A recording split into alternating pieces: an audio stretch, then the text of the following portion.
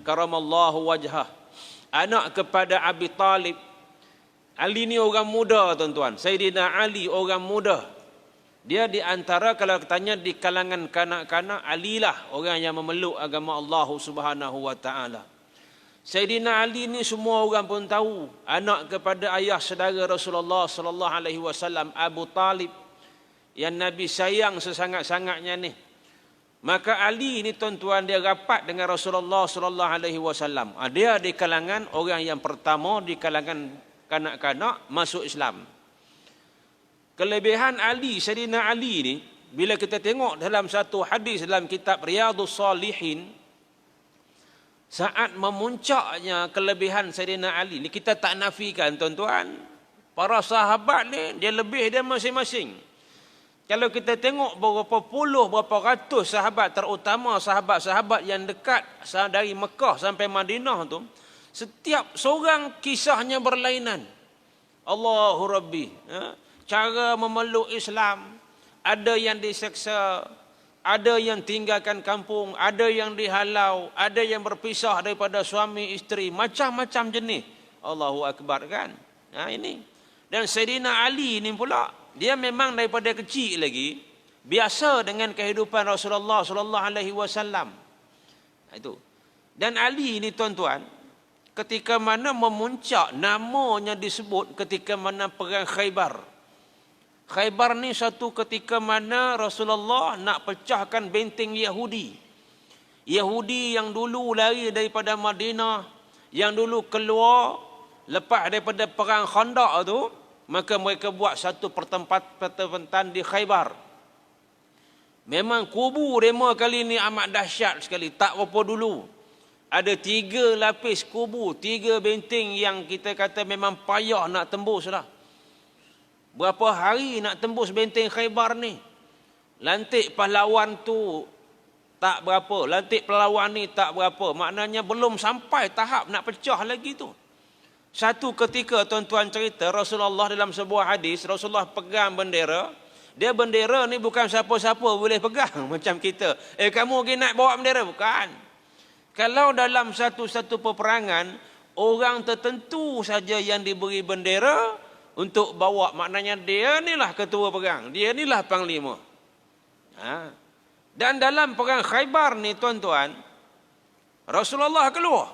Bila keluar tu ramailah sahabat.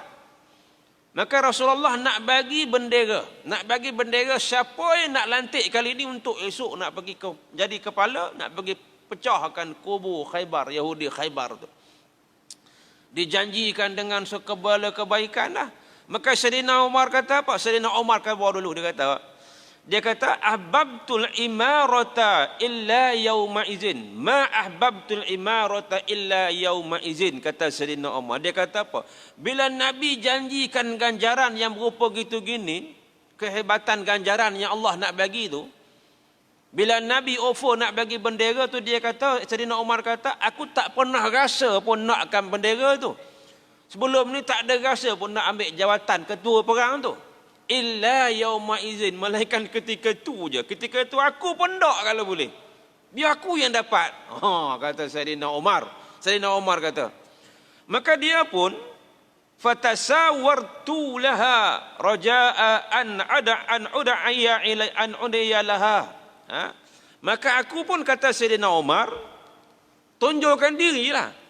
Dalam ramai-ramai sahabat dia pun keluar tunjuk diri. Kod-kod lah Nabi nak kata, wahai Umar, dah ambil bendera ni, kamu jadi ketua. Sebab Nabi dah janjikan segala kebaikan tadi tu. Dia kata pada aku pun keluar lah ud'iyalah supaya aku dipanggil. Tapi Nabi tak panggil pun. Bukan kata Sayyidina Umar tu tak hebat, bukan. Kan kita dah cerita, setiap seorang itu ada kelebihannya. Yang ni nak tunjuk kelebihan Sayyidina Ali. Tiba-tiba Rasulullah sallallahu alaihi wasallam fada'a Rasulullah sallallahu alaihi wasallam Ali bin Abi Talib. Nabi panggil Ali.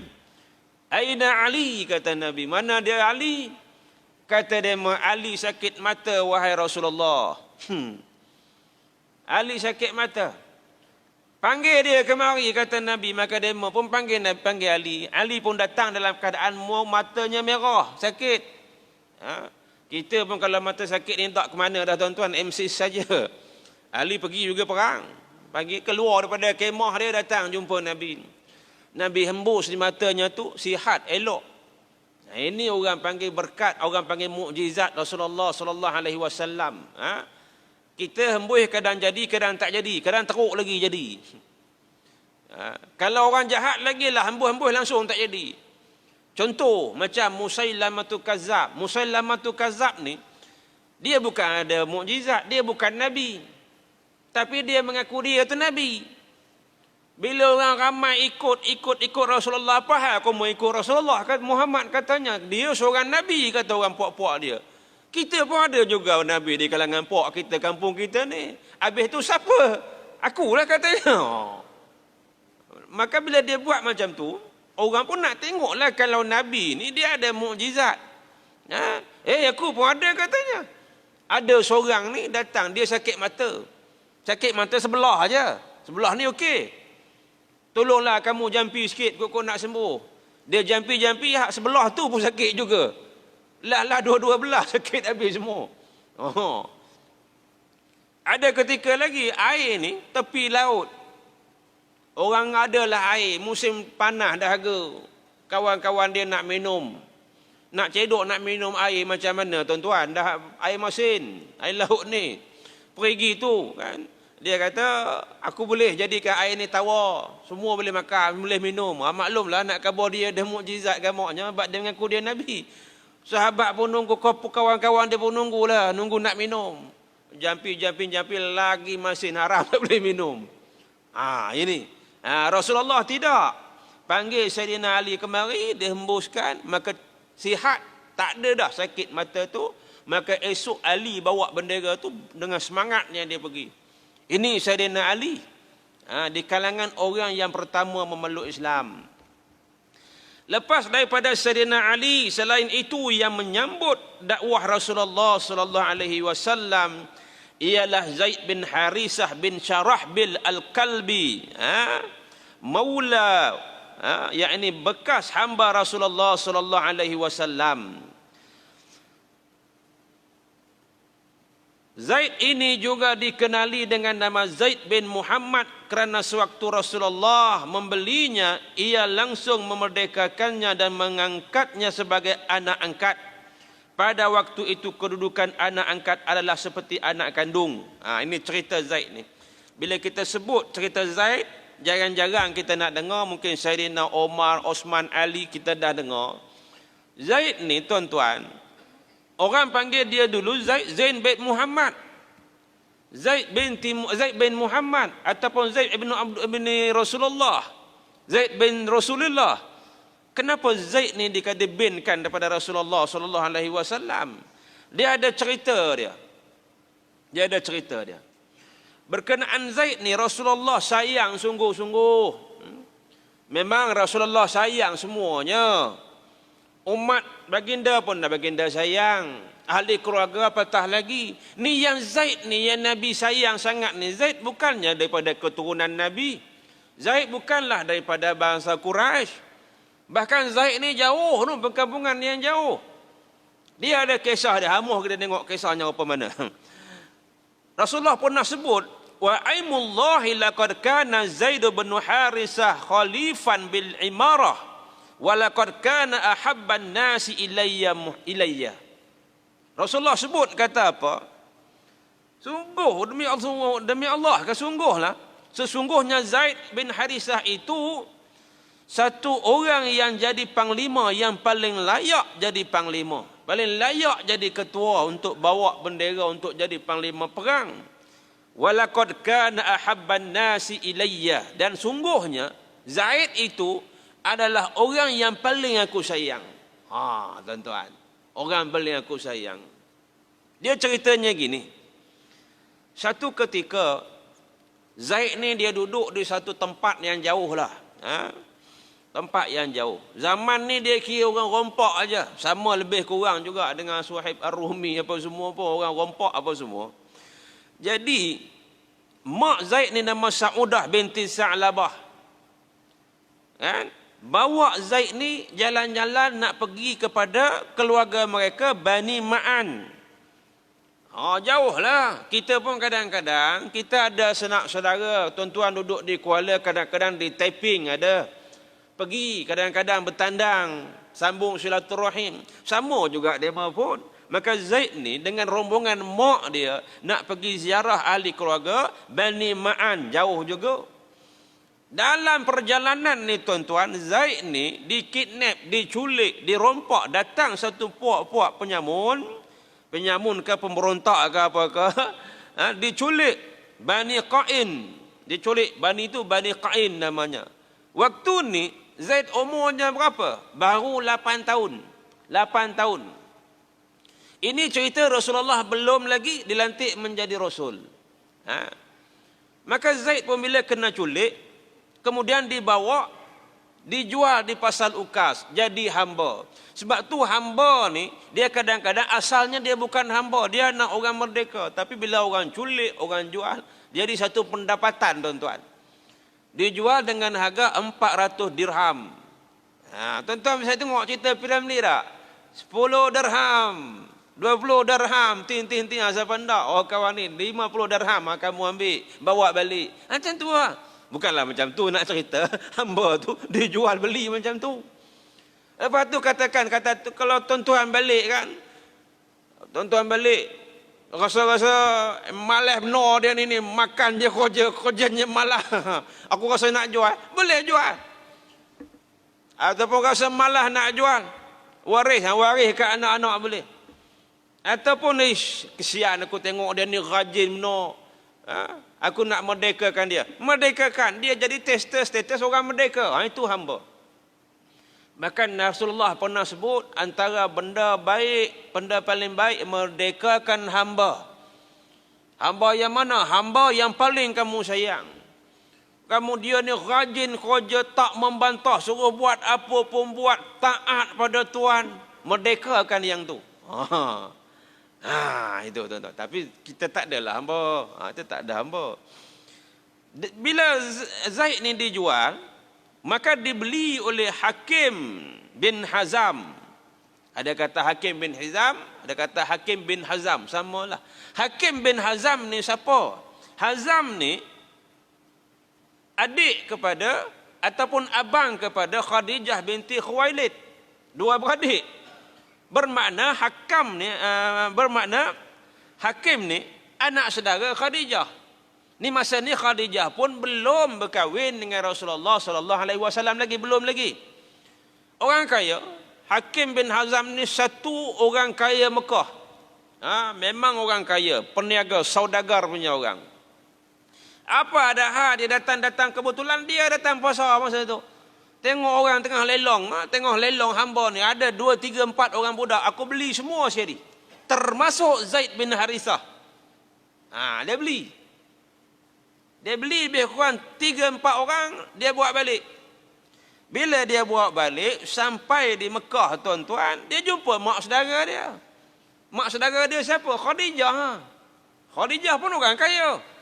Dia saudagar. Kalau lelaki saudagar, perempuan apa? Saudagi. Wah, saudagar juga. Business woman. Jadi hubungan keluarga yang baik. Hakim ni bila dia jumpa Khadijah, dia kata apa? Dia nak bagi hadiah pada Khadijah. Pada mak saudara dia. Dia suka macam tu, berbagi hadiah. Hadiah ni berupa hamba yang dia beli tadi ni. Ada 3, 4 orang. Wahai ibu saudaraku, kamu pilih kamu nak yang mana. Tunjuk aja, aku bagi salah seorang kepada kamu. Maka Khadijah ni pun dia duduk tenang-tenang, dia tengok paling berkenan dengan Zaid ni.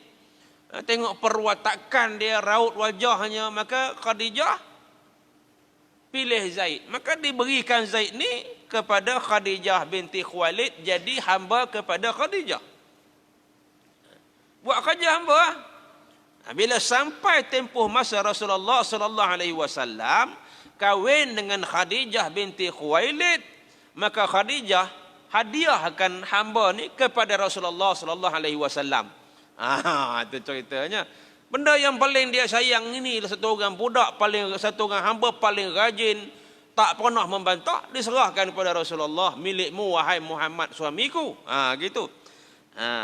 Habis tu apa cerita mak ayah demo di kampung tu, mak ayah Zaid ni?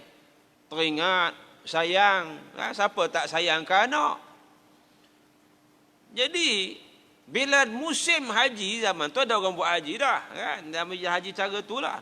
Datanglah 4-5 orang daripada kampung Zaid ni ke Mekah. Tengok-tengok lah, di sini rupanya Zaid ni. Bertahun ayah dia cari sana sini. Maknya rindu dekat dia. Balik khabar cerita dengan ayahnya Harisah tadi. Oh, Harisah cari harta, kumpul segala apa yang ada, bawa pergi ke Mekah. Sebagai apa? Nak tebus balik kepada tuan, kepada Zaid ini, nak ambil balik. Khabar nak apa pun tak apa dia bagi. Mereka pun berjalanlah bermusafir. Bila sampai ke Mekah, maka ditanya siapakah pemilik anak ini, Zaid bin Harisah ini. Dia adalah anak aku. Maka orang semua ceritalah dia milik Muhammad, milik keluarga Muhammad. Lalu bapaknya pun jumpa dengan Rasulullah sallallahu alaihi wasallam. Offer, tawar ni, wahai Muhammad, aku bagi kepada kamu harta apa yang aku bawa sebagai tebusan. Aku nak ambil balik anak aku ini, Zaid. Kalau orang lain khabar awal lagi, apa aku dah beli? Tak, bukan macam tu. Rasulullah kata apa? Panggil Zaid, pilihan di tangan Zaid. Dia nak duduk dengan siapa? Kalau dia nak duduk dengan kamu, wahai Harisah, ambillah, tak perlu bagi apa-apa. Tu tuan-tuan, kemuliaan Rasulullah sallallahu alaihi wasallam. Jika dia nak duduk di sini bersama kami, terpulang kepada dia, itu hak. Panggillah Zaid mari. Ya, orang akan ingat mesti Zaid nak ikut punya. Maka Rasulullah sallallahu alaihi wasallam, Zaid bin Harisah memilih untuk duduk dengan Rasulullah sallallahu alaihi wasallam. Siapa tak mau duduk, tuan-tuan? Satu tuan yang paling baik atas dunia ni. Jadi bila Zaid milih duduk dengan Rasulullah sallallahu alaihi wasallam, ayahnya Harisah ni naik beranglah, mengamuklah, marahlah. Aku daripada jauh datang, kamu lebih memilih jadi hamba daripada jadi anak aku. Bila macam tu Rasulullah seronok, Rasulullah bawa Zaid ni di depan Kaabah, depan ramai puak-puak Arab Quraisy ketika itu. Maka Rasulullah sebut kata apa? Wahai orang-orang Quraisy, saksikanlah bahawa anak ini, yakni ditunjukkan kepada Zaid, adalah menjadi anak aku, anak angkat aku. Dia mewarisiku dan aku mewarisinya. Itu dia. Dan kena ayat ni tuan-tuan, Harisah tadi, ayah kepada Zaid tadi, dia rasa tenang.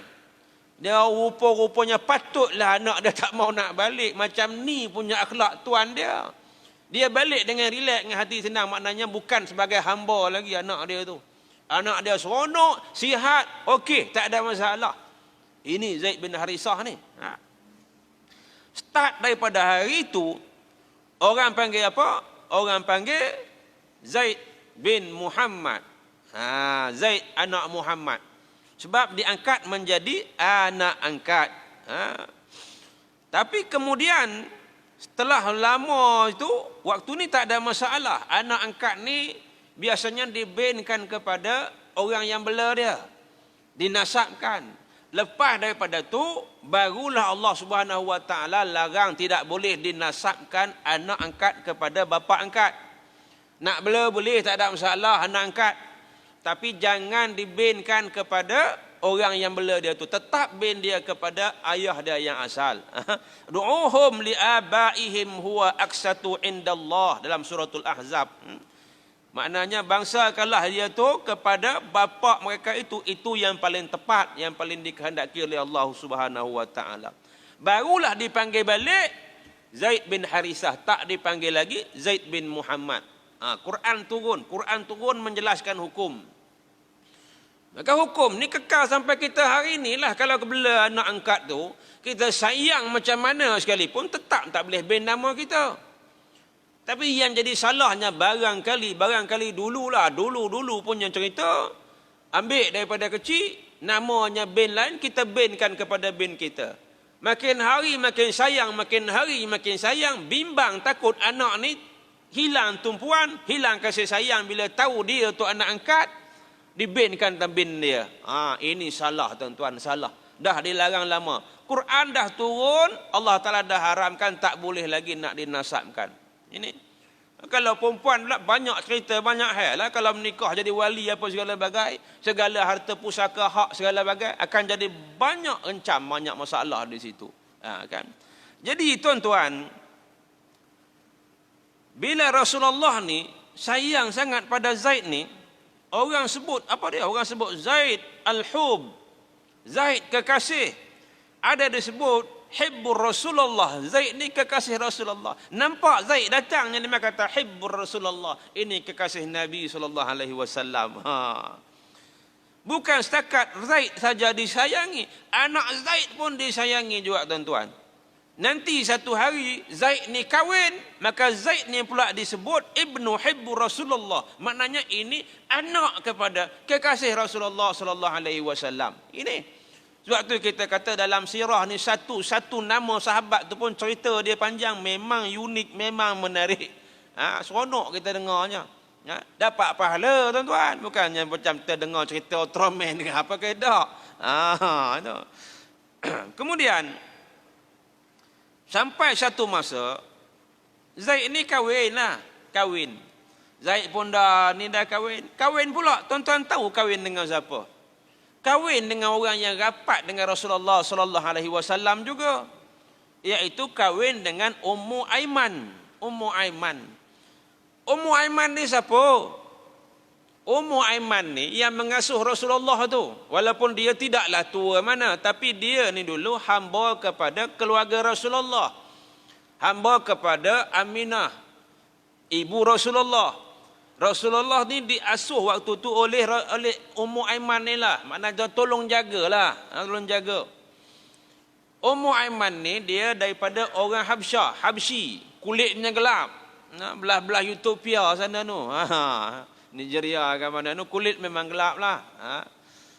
Kahwin dengan Zaid bin Harisah. Tuan-tuan nampak. Ummu Aiman ni satu ketika dia punya jasa pada Rasulullah SAW. Sampai Rasulullah sebut Ummu Aiman ummi ba'da ummi.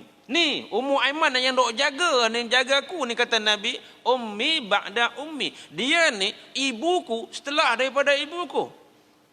Tuan-tuan, kalau orang ni makcik ni, kalau dia tak baik pada kita, kalau dia baik kita pada kita biasa-biasa je, kita panggil makcik je. Ataupun kita panggil lah maklimah gitu je, maklum, makcik tu, makndak gitu je. Tapi kalau dia baik benar dengan kita ni, sakit pening kita, susah payah kita, kita panggil mak dekat dia. Maka Ummu Aiman ni rapat dengan Rasulullah. Rasulullah kata, Ummu Aiman ummi ba'da ummi. Ini Ummu Aiman ni ibuku setelah daripada ibuku. Maknanya dia hormat Ummu Aiman tu. Nabi ziarah dia selalu, kerap kali.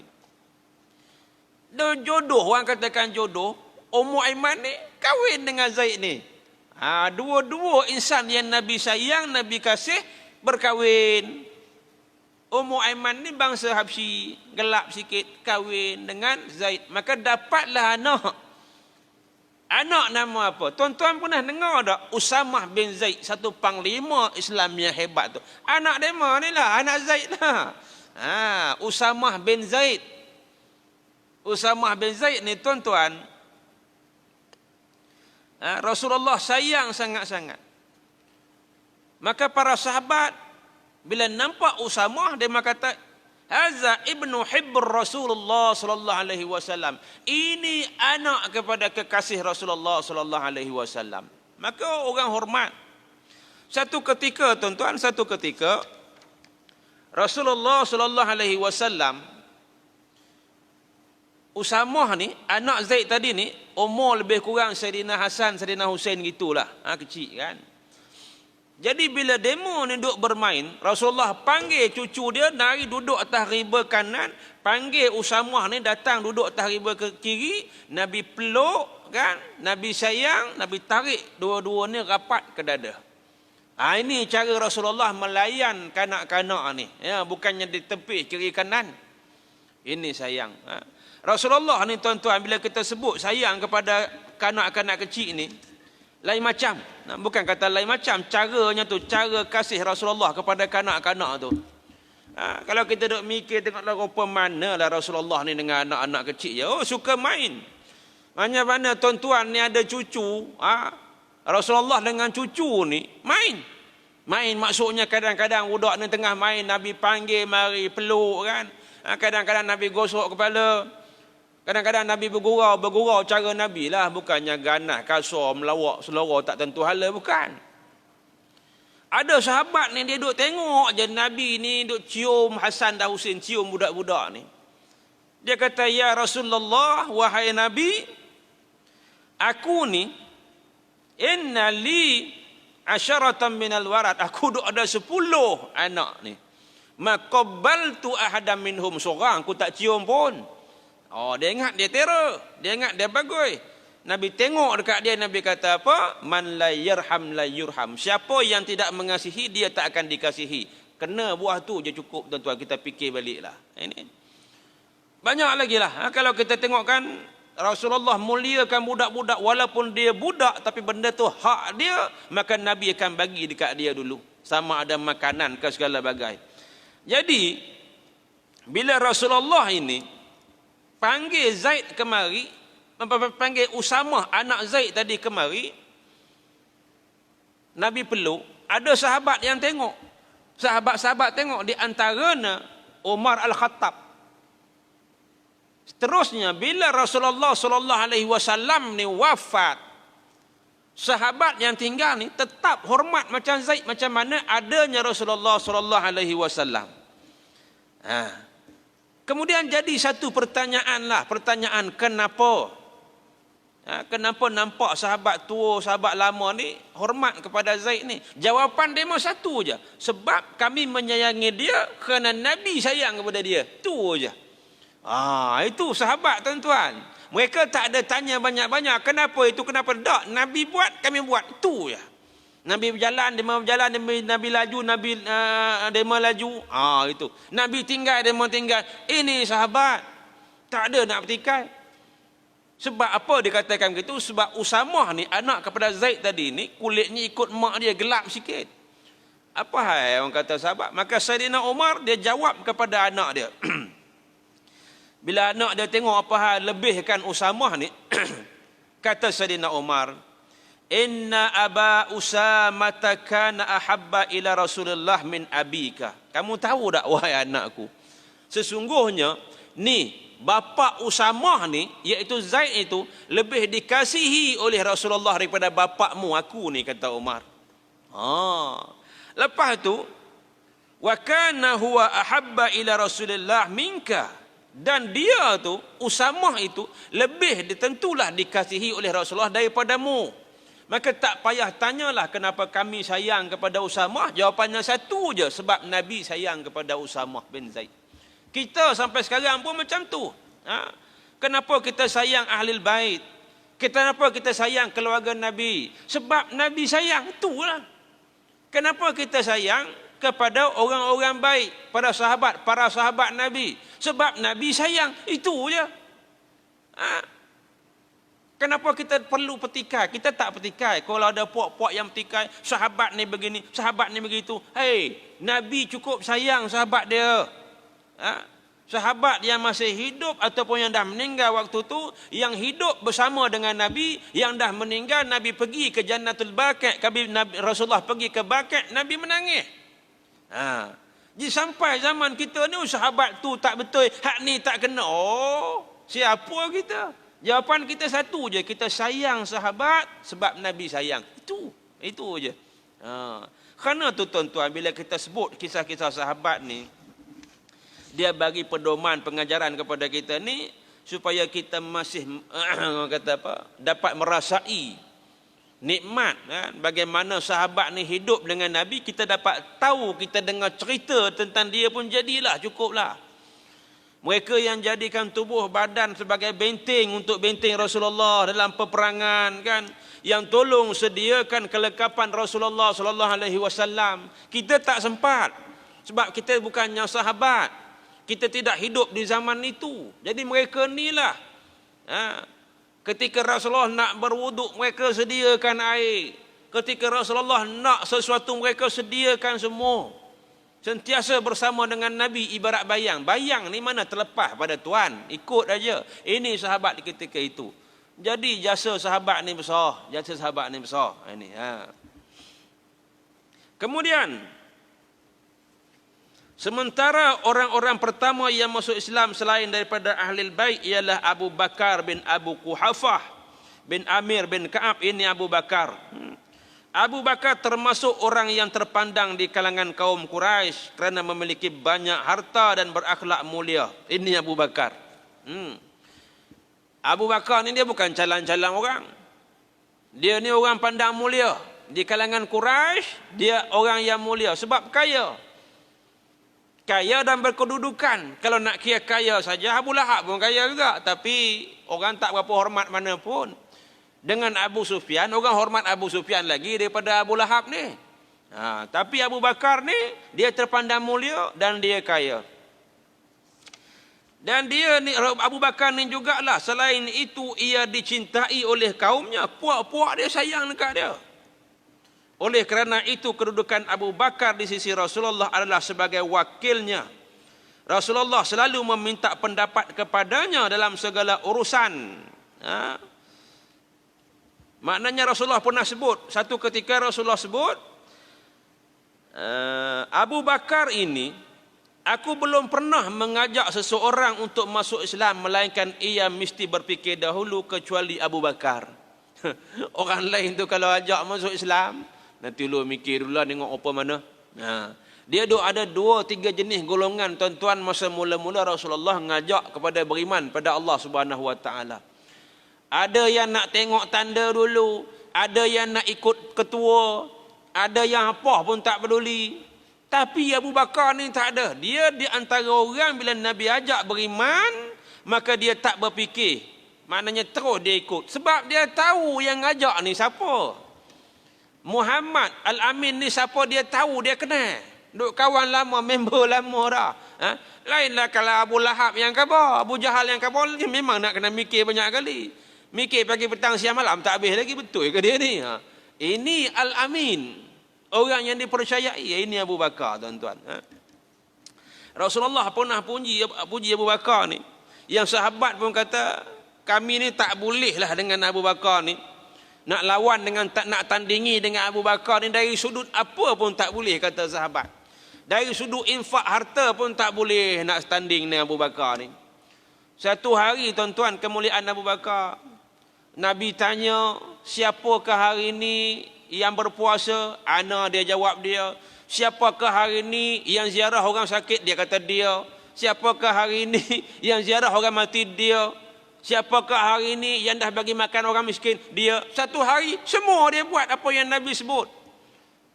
Inilah memang tidak adalah yang berkumpul 3-4 perkara ini pada satu orang, kata Nabi, melainkan syurgalah untuk dia. Ini Abu Bakar.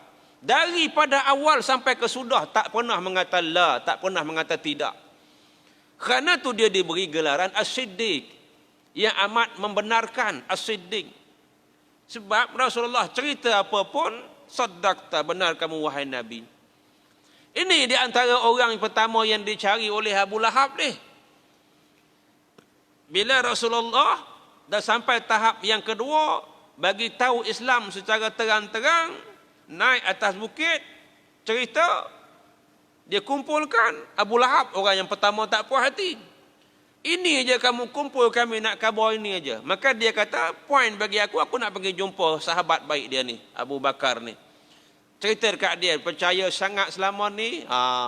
Ketika mana tu pergi jumpa, maka ni ketika mana Isra' Mi'raj tu. Setelah banyak peristiwa, Abu Bakar ni asyik membenarkan Rasulullah. Bila Isra' Mi'raj ni, bagi Abu Lahab benda ni mustahil. Dan dia tak beriman. Pergi cerita kepada Abu Bakar yang Rasulullah pergi ke Palestin, naik ke langit, kemudian turun malam yang sama. Dia kata gitu. Apa pendapatmu? Ma ra'yuka wahai Abu Quhafah, wahai Abu Bakar? Betul dia kata. Andai bagi tahu lebih pada tu lagi pun aku percaya. Garuk kepala orang tua tu Abu Lahab tu balik gitu je lah. Dan dia tak beriman. Memang dia tak percaya. Ini tuan-tuan. Sebab tu dalam peristiwa Isra' Mi'raj ini, ada berapa jenis perangai manusia. Yang patut diikut dan jangan diikut. Yang jangan diikut Abu Lahab. Yang patut diikut Abu Bakar As-Siddiq. Benarkan. Betul. Itu dikatakan iman. Yang tak beriman macam Abu Lahab. Dia tak percaya. Ini. Kemudian Utsman bin Affan, di antara orang-orang yang awal juga, Utsman bin Affan bin Ash bin Umayyah bin Abdisyams bin Abdul Manaf. Maknanya keturunan daripada Abdul Manaf jugalah. Iaitu bapa mengetahui seislamannya, maka ia mengikatnya dengan kuat lalu berkata, Utsman antara sahabat 4 ni yang kena siksa. Kena ikat. Bapa saudaranya bila tahu Utsman ni memeluk Islam, maka bapa saudara dia ini mengikatnya dengan kuat lalu berkata, apakah engkau benci dengan agama nenek moyangmu lalu memeluk agama yang baru itu? Demi Allah aku tidak akan melepaskan ikatan ini sehingga engkau meninggalkan agama yang baru engkau peluk itu. Lalu Utsman menjawab, demi Allah aku tidak akan meninggalkannya dan tidak akan pernah berpisah dengannya. Setelah Al-Hakam melihat keteguhan hati Utsman dalam memeluk agamanya, lalu ia melepaskan ikatannya. Al-Hakam ketika itu sudah tua, umurnya telah mencapai 80 tahun. Ini kita dah sebut dulu tuan-tuan, orang Arab ni biasanya kalau satu orang yang jadi masalah bagi demo dalam kaum dia, bapa saudara ni yang buat keputusan. Ammi, bapa saudara ni lebih dominan daripada bapa. Nak seksa kan, nak puji ke bapa saudara? Sayyidina Ali tadi kisahnya dia masuk Islam tak jadi masalah. Bukan kata tak ada masalah. Memang daripada kecil lagi dia bersama dengan Rasulullah. Zaid, cara Zaid tadi. Ni Sayyidina Utsman, cara Sayyidina Utsman pula kena tangkap bapa saudara dia. Bapa saudara umur 80 tahun dah. Tapi punya tak suka tangkap lagi. Ikat. Ketat-ketat, minta kamu keluar. Dia kata, pendek kata memang nekatlah, apa jadi pun takkan keluar. Dia kata, buang masa kau ikat dan lepas, bagilah dia nak pergi mana pun. Ini Sayyidina Utsman. Kemudian Zubair bin Awam bin Khuwailid bin Asad bin Abdul Uzza bin Qusay bin Al-Quraisy. Ibunya adalah Safiyah binti Abdul Muttalib. Ketika mendengar anaknya itu masuk Islam, bapaknya itu Zubair mengikatnya dan menyengkapnya dengan sesap supaya ia kembali kepada ajaran nenek moyangnya. Tapi Allah meneguhkan hatinya pada saat itu masih remaja dan belum mencapai usia balik. Belum balik lagi Zubair bin Awam ni. Hak ni kena ikat juga. Kena ikat. Lepas tu perasap pula di bawah. Perasap mungkin tuan-tuan tak faham. Kita kata salai. Salai, tuan-tuan tahu salai. Buat para di atas, ikat di atas, bawah ni kalau kita salaikan talapia, bubur tepurung. Ini salai orang ni membuat. Bawah ni cari kulit-kulit kurma, apa ni, pokok kurma, pelepah kurma, salai di bawah. Oh, bagi asap naik. Keluar kamu daripada agama Muhammad tu. Tetap tidak tuan-tuan. Padahal remaja lagi ni. Jadi mereka rasa putus asa lah, kita ni buat apa pun demo tak keluar, lepaslah macam tu lah kita kata.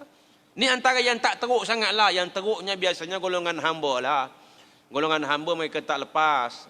Yang sampai berdarah-darah, sampai dipukul, sampai daging tulang belakang di pinggul dia pun jatuh. Itu hamba. Tapi mereka ni tuan-tuan, balasan pahalanya Allahu Rabbi. Allah saja yang maha mengetahui balasannya ni. Bila kita kenangkan balik apalah ujian kita hari ini, yang menyebabkan kita ni nak jauh pada Allah Subhanahu Wa Taala. Itu. Lepas tu Abdul Rahman bin Auf. Abdul Rahman bin Auf kan, sebelum masuk Islam ia bernama Abdul Amr. Kemudian namanya diganti oleh Rasulullah menjadi Abdul Rahman. Abdul Rahman ni satu orang kaya.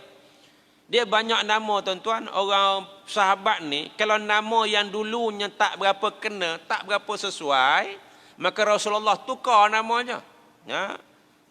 Abdul Uzza, Ada banyak kan. Abu Hurairah dulu Abdul Syam, kemudian jadi Abdul Rahman, kemudian digelar Abu. Dia lain masa. Belum Islam, masa belum Islam namanya lain. Bila masuk Islam Rasulullah tukar. Bila ditukar, ada kadang digelarkan pula. Contohnya Abdul Syam masuk Islam jadi Abdul Rahman. Tapi lebih digelar kepada Abu Hurairah. Itu Abu Hurairah. Sama juga sahabat-sahabat lain yang ditukar nama. Nama yang tak betul, tak tepat dengan segi makna ditukar. Abdul Syam ke hamba kepada matahari, Abdul Manat, Abdul Uzza segala bagai kan, nama yang tak kena ditukar. Kalau kita orang Melayu dulu nama berat, orang panggil kan nama berat. Kadang-kadang main dapat anak tu main boboh je makna. Tengok lain maknanya. Nama pelik, bunyi memang sedap, maknanya pelik. Nak tukarnya jadi payah. Kalau sekarang nak tukar kena pergi pendapat pejabat pendaftaran, akad sumpah segala bagai, mungkin payah kan. Maka tukarlah dari sudut panggilannya. Ya. Jenis campur nama pun ada. Toyota campur Honda. Jadi Dahon. Macam-macam jenis-jenis pun ada. Nak sedap saja. Sebab tu di antara syariat ni, dapat anak antara tu fikir dulu letak nama yang baik. Nama yang baik maknanya makna yang baik. Nama yang baik makna yang baik. Mulakan dengan Abdul dulu ke, Muhammad dulu ke, ataupun makna yang baik-baik. Ini kadang-kadang main sedap boboh, tahu lepas pada tu tengok kamus Marbawi ke apa ke, lain maknanya ni. Nama iblis ke, nama jin ke apa ke. Itu. Mula garu kepala. Nak sedap saja itu. Jadi boleh ditukar. Udah payah berat nak panggil tukar dari sudut pendaftaran, tukar dari sudut panggilan. Jangan dipanggil itu. Ini Abdul Rahman bin Auf, satu orang yang kaya. InsyaAllah kita akan masuk kepada Abdul Rahman ni pertemuan kita yang akan datang. Wallahu a'lam. Bismillahirrahmanirrahim. Alhamdulillahirabbil alamin. Allahumma iftah alaina futuhal arifin warzuqna fahman nabiyyin wa ilhamal malaikatu muqarrabin walhamdulillahirabbil alamin.